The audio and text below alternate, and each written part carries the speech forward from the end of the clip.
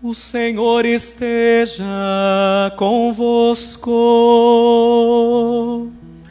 Ele está no meio de nós. Proclamação do Evangelho de Jesus Cristo, segundo Lucas. Glória a vós, Senhor.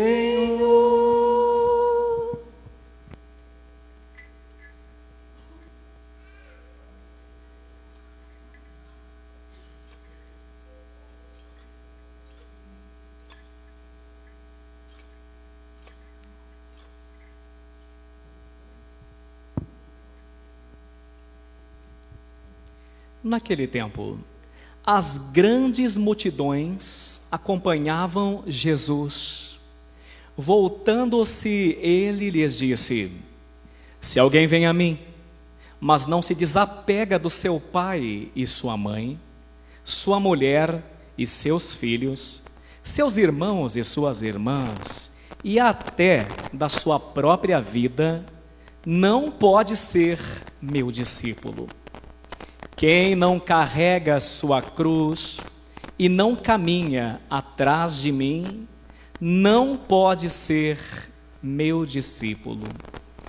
Com efeito, qual de vós, querendo construir uma torre, não se senta primeiro e calcula os gastos para ver se tem o suficiente para terminar? Caso contrário, ele vai lançar o alicerce e não será capaz de acabar. E todos os que virem isso começarão a caçoar, dizendo: este homem começou a construir e não foi capaz de acabar.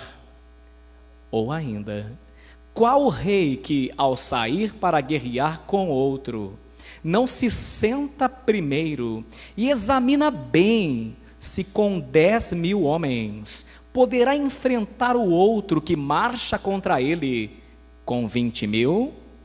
Se ele vê que não pode, enquanto outro rei ainda está longe, envia mensageiros para negociar as condições de paz. Do mesmo modo, portanto, qualquer um de vós, se não renunciar a tudo que tem, não pode ser meu discípulo. Palavra da salvação.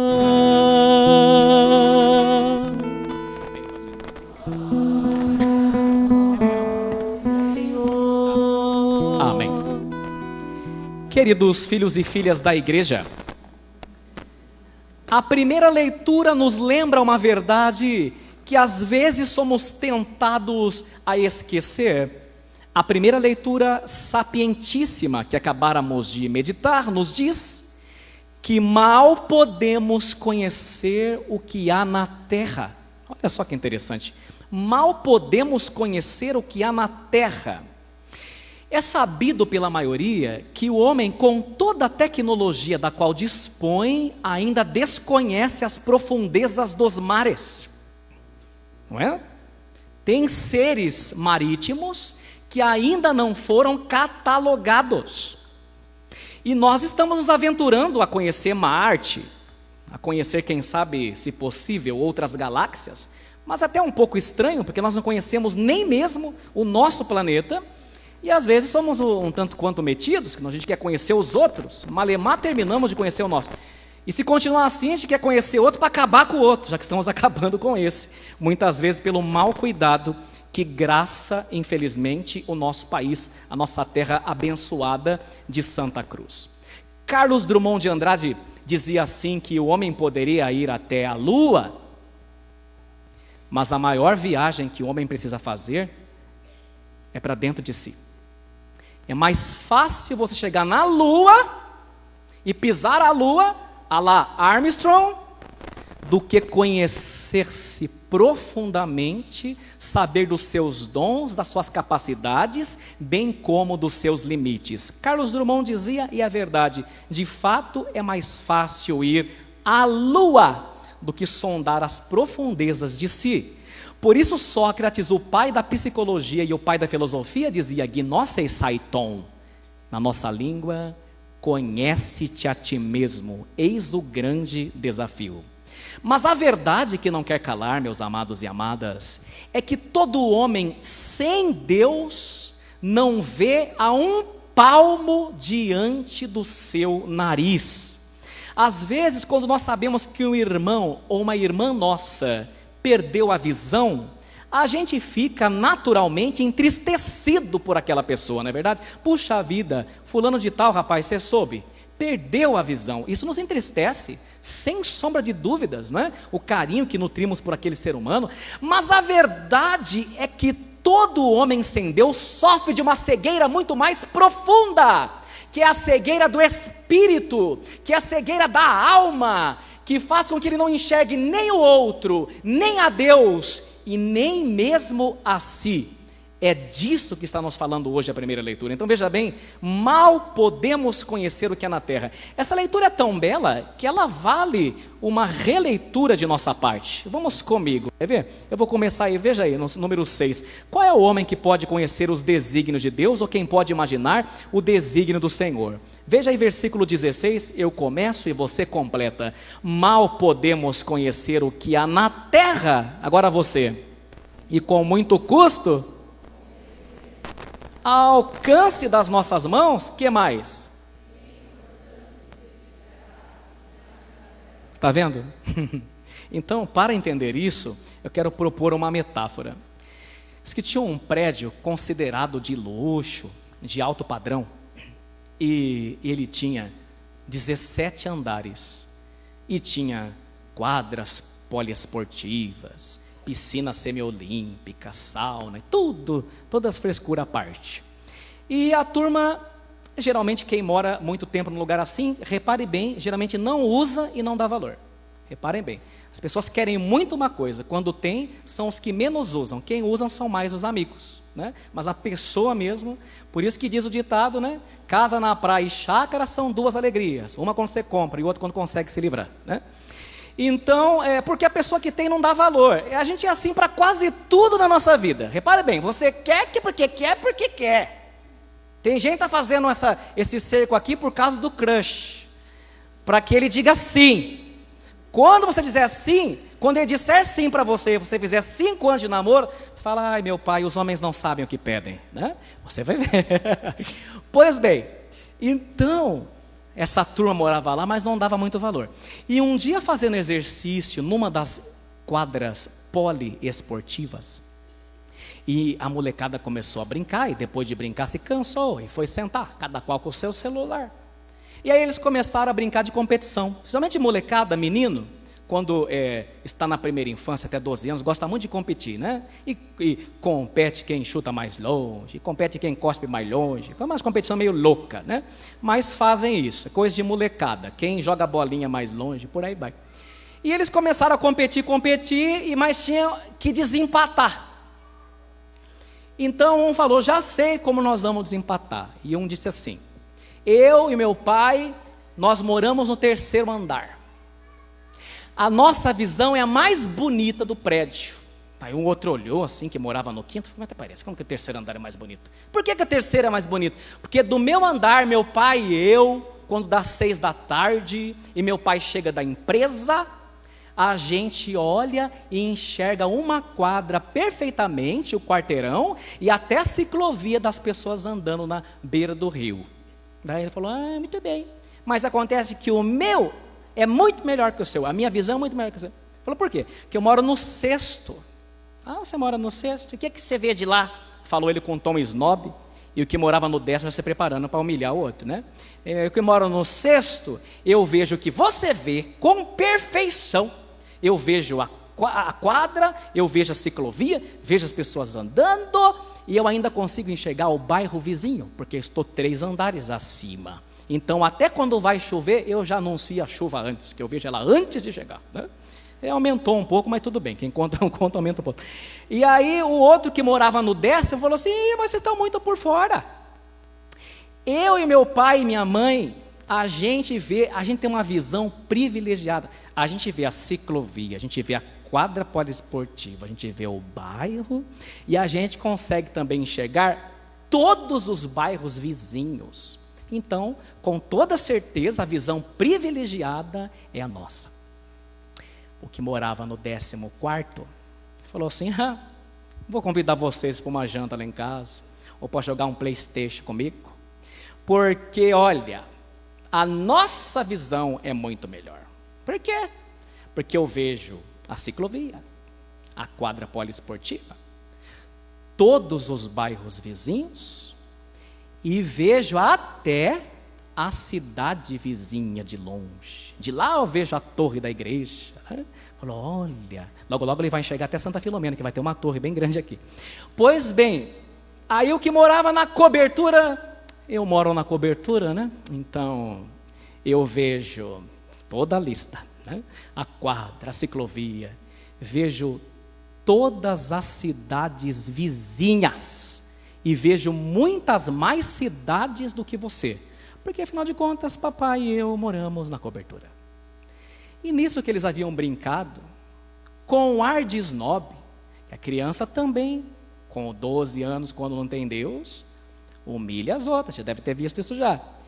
Junto com eles estava brincando o filho do porteiro.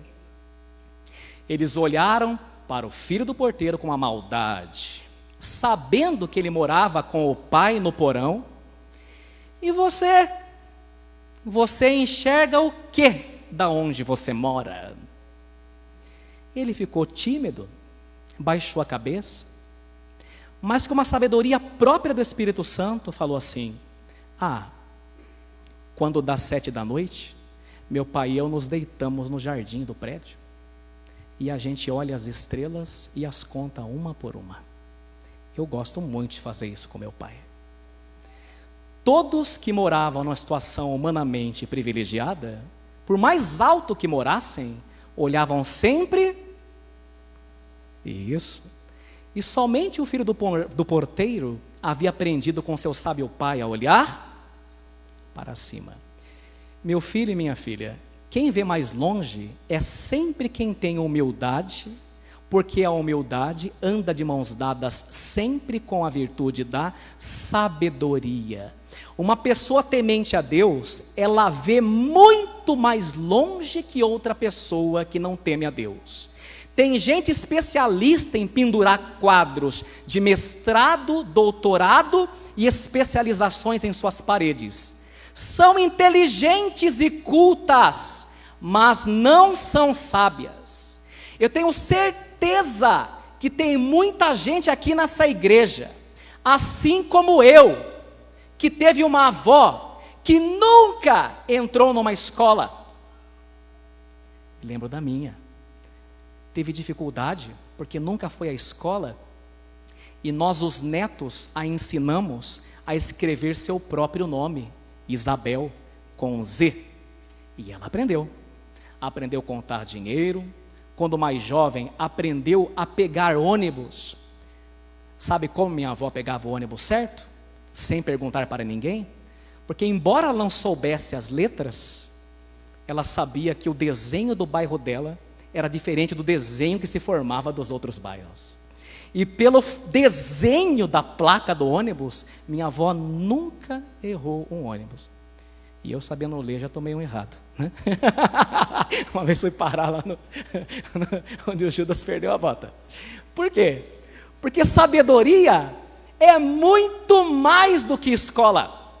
Sabedoria é muito mais do que livros. Sabedoria é você aprender a transformar informações em conhecimento. Tem gente que tem muita informação, mas informação cá entre nós, até o Google tem. E o Google não é inteligente. O Google tem conhecimento, o Google tem informações, mas o Google é incapaz de conhecer, porque o Google não tem uma alma como você que está aqui tem. É isso que Deus deseja hoje dizer para todos nós. Um homem, grave isso que o padre vai dizer, preste atenção. Um homem ajoelhado enxerga mais que um filósofo e um cientista que estão na ponta dos seus pés. Nunca se esqueçam disso. Um homem e uma mulher que se ajoelham enxergam muito mais longe do que o filósofo e o cientista na ponta dos seus pés. Esta é a primeira mensagem. E agora a segunda e última mensagem. No evangelho de hoje, nesta linha da sabedoria, o Senhor Jesus nos fala, e o evangelista São Lucas nos lembra, que uma grande, mais do que isso, no plural, grandes multidões acompanhavam Jesus. O evangelho começa dizendo isso. Grandes multidões acompanhavam Jesus. A Bíblia diz em Sabedoria capítulo 9, versículo 5, olha só, que mesmo o mais perfeito dentre os filhos dos homens, olha lá, isso é uma coisa séria, mesmo o mais perfeito dentre os filhos dos homens, se for privado da sabedoria de Deus, seria julgado um nada. Está escrito aqui na palavra, não estou inventando nada. Sabedoria capítulo 9, versículo 5. Mesmo o mais perfeito dentre os filhos dos homens, se ele for privado da sabedoria de Deus, ele será julgado um nada. O que é que isso tem a ver com o evangelho? O padre está aqui para pregar. Então São Lucas diz, veja bem, que grandes multidões seguiam Jesus. Você fala, ai padre, todo mundo sabe. Hoje também, graças a Deus, aí, grandes multidões seguiam Jesus, todo mundo sabe. O que isso tem para me ensinar? Espera lá. No evangelho, o verbo acompanhar, em grego, não é o mesmo que seguir. Quando São Lucas disse que grandes multidões acompanhavam Jesus, e ele não disse que grandes multidões seguiam Jesus, São Lucas está ensinando para nós, discípulos de Jesus de 2019, a sutil diferença evangélica de acompanhar e de seguir Jesus. Vou explicar. Seguir no sentido do evangelho significa imitar e tornar-se discípulo verdadeiro de Jesus. Agora, acompanhar no evangelho de São Lucas significa sem compromisso. Sabe quando uma pessoa fala, vamos sair, tudo bem, eu aceito seu convite para jantar, mas sem compromisso, eu não quero me comprometer. Quais eram os motivos que levavam grandes multidões a seguirem Jesus? Gente, são quase infinitos. Mas eu vou dizer os básicos. Primeiro motivo, um bando de curioso. O que tinha de curioso ali, o Zaqueu subiu na árvore não porque tinha fé, subiu por curiosidade. Mas se encontrou com Jesus, glória a Deus. Pelo menos a curiosidade não matou o gato, né? Então, a primeira coisa, curiosidade. Naquele grupão, naquelas multidões que seguiam Jesus, tinha gente que o seguia por causa da wave. Isso mesmo, por causa da vibe. Era modinha. Era modinha, era nova onda. Tem gente que vive de onda em onda, parece macaquinho pulando de galho em galho. Onde convida para ir, eu vou. Me chama que eu vou. Não para em lugar nenhum. Falou que apareceu lá um padre, um pastor que está pregando e fazendo milagre, é para lá que eu vou. O lema dessa turma é, aonde tenha sol, é para lá que eu vou. Essa turma que parece biruta de aeroporto, onde o vento bate, ela vai de acordo com a onda. Tinha um monte de gente na ondinha, porque seguir Jesus estava com o ibope lá em cima, rapaz. Seguir Jesus era modinha. Tem gente que é católico por modinha. Infelizmente. Terceiro, então, curioso. Segundo, modinha. Terceiro, interesseiros. Ouvi falar que ele multiplicou pães, estou passando fome lá em casa. Está entendendo? Está no evangelho. O próprio Jesus ficou bravo com a turma, você não leu a Bíblia? Depois que ele multiplicou o pão, ele parou, para tudo aí. Quem aqui nesse grupo está me procurando porque eu fiz pão ontem, pode ir embora. Não quero que vocês me procurem por causa de pão, vamos para a padaria. Você me busca por causa de quem eu sou, não por causa do que eu faço.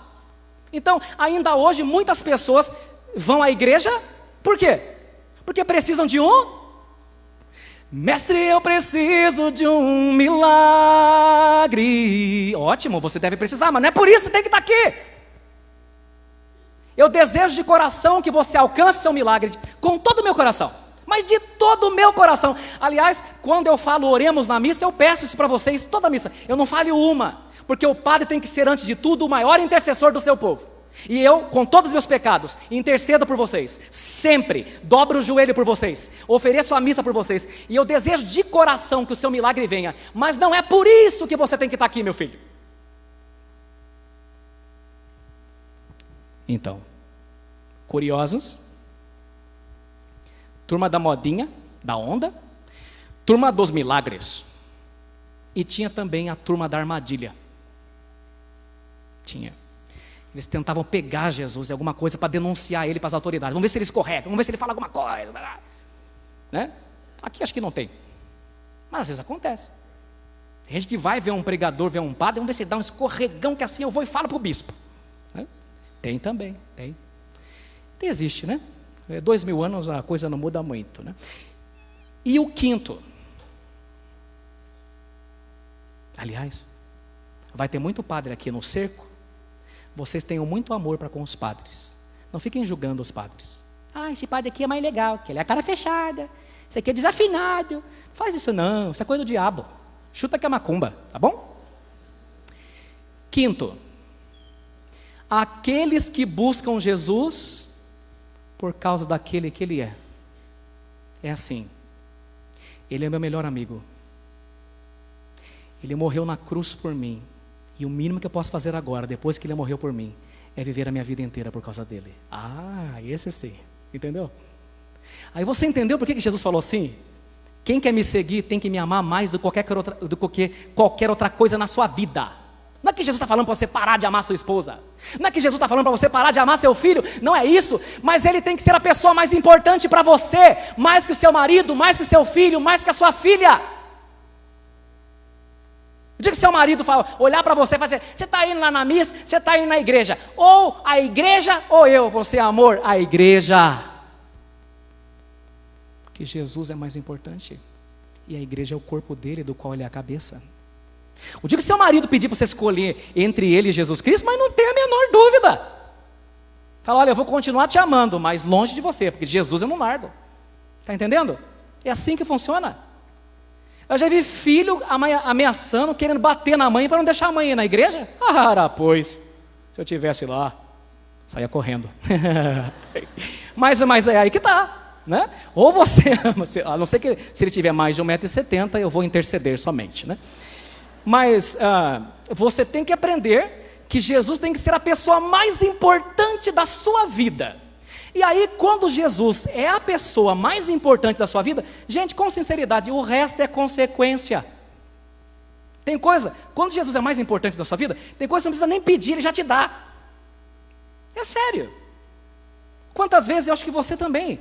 Mas eu dou esse testemunho, claro, não cheguei nesse nível, eu preciso amar mais Jesus ainda. Meu amor ainda é muito chinfrinho, mas eu estou tentando. Quantas vezes, às vezes eu penso assim na minha cabeça, eu vou dar esse testemunho para vocês, nem preparei de falar isso, mas é para fortalecer a fé de vocês.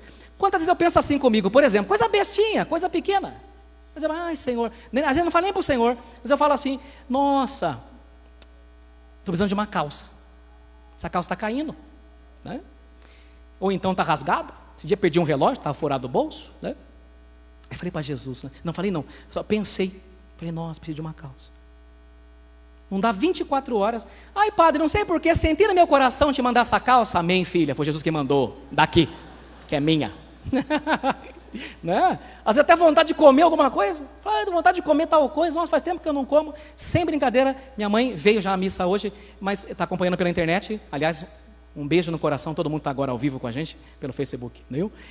Seja abençoado você também, que verdadeiramente não pôde vir.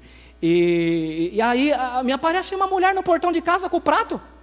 E pior que quando eu falo assim, menina de Deus, eu estava com vontade de comer isso, a pessoa pensa que eu falei por educação, né? A gente fala, não precisa se incomodar, é justamente aquilo que eu estou precisando. Falar, o padre é educado. Não, é verdade mesmo, entendeu?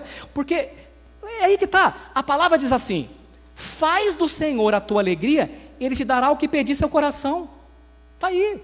Então quando Jesus for de fato o primeiro motivo da nossa vida, gente, vai ter coisas que a gente não vai nem pedir, que Jesus já vai dar antes. É verdade, porque Ele cuida da gente. Então, diga comigo, coloca no Senhor a tua alegria. E Ele te dará o que pedir. Teu coração. E o que mais me alegra é que essa frase não é o Padre Wagner que inventou. É um salmo. Né? Depois você, agora não, que não pode acessar a internet agora. Mas quando chegar na sua casa, dá uma confirmada. Veja lá na Bíblia, digita no Google. Coloca no Senhor a tua alegria, Ele te dará o que pedir teu coração. Quantas vezes Ele me surpreende com uma coisa que para mim é até banal, mas para Ele não é. Tem coisa que você... Olha, tem gente que vem aqui nesse cerco e fala assim, ai, nossa, eu estou até com vergonha, que eu vim pedir uma coisa tão assim... Para mim é importante, mas tem gente que vai pedir coisa tão mais importante, né? A cura de uma enfermidade, a reconstituição de uma família, e eu vim pedir essa bobaginha, estou até com vergonha de pedir. Não é bobagem. Sabe por que não é bobagem? Porque Jesus se importa com você. Então não tenha vergonha de pedir. Mesma coisa você fala assim, não, para mim é uma bobaginha, pede, pode pedir, pode pedir. Coloca no Senhor a tua alegria e Ele te dará o que pedir teu coração. Eu, com sinceridade, teria até mais coisas para dizer a vocês, mas como essa missa tem um rito belo e um pouco mais longo, eu não vou me estender mais. Eu quero terminar aqui, com essa frase da palavra. Coloca no Senhor a tua alegria, e Ele te dará o que pedir o teu coração. Mas não vá atrás dele por causa de interesse, não. Vai por causa de quem Ele é. E para terminar, hoje eu vi não sei como chama, um post na internet, que eu até parei, eu achei forte, mas eu achei muito bonito, né? Vocês sabem que nós estamos no Setembro Amarelo, que é o mês de prevenção ao suicídio. E não sei se todos têm conhecimento disso, dos suicidas, veja bem, isso é um estudo sério feito no mundo. Dos suicidas, 75% é constituído de homens. Então, infelizmente, os homens se matam mais que as mulheres. As razões vocês podem imaginar, né? E eu hoje vi um post que eu achei forte, mexeu muito comigo, porque havia um banquinho. E em cima do banquinho, você sabe por que a pessoa colocou o banquinho, né? Precisa continuar, né? Em cima do banquinho havia 2 pés ensanguentados com um prego. E os pés eram de Jesus. E embaixo estava escrito uma coisa que me tocou profundamente. Profundamente. Embaixo dizia assim: ei, não suba no banco, porque Ele já subiu por você naquela cruz. Essa frase é para todos que estão aqui, mas principalmente para 3 ou 4 que estão com pensamento suicida, com vontade de desistir da vida porque tudo deu errado para você. Sobe no banco não, porque Ele já subiu por você um dia naquela santa cruz para matar a morte e para fazer de você um vitorioso pelo seu sangue poderoso e pelo seu soberano poder. Assim seja em todas as nossas vidas, em nome de Jesus.